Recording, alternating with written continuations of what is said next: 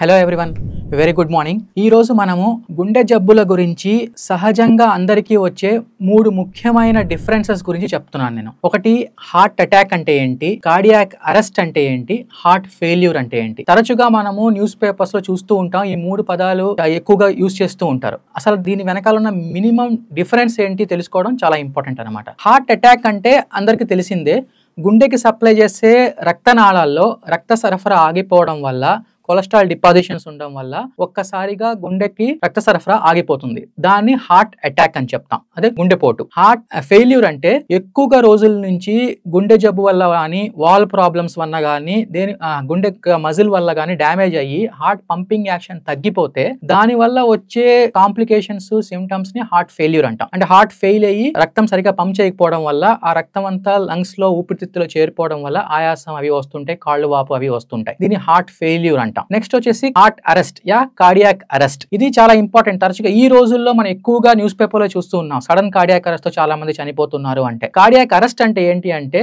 గుండెకి సప్లై చేసే current sudden గా ఆగిపోవడం, అంటే గుండె కొట్టుకోవడం ఆగిపోవడం, అది కార్డియాక్ అరెస్ట్. ఇది గుండెపోటు వల్ల అవ్వచ్చు, వేరే కారణాల వల్ల కూడా అవ్వచ్చు. ఈ మూడు టర్మినాలజీస్ డిఫరెన్సే ఈ రోజు మన అవేర్నెస్ ప్రోగ్రామ్.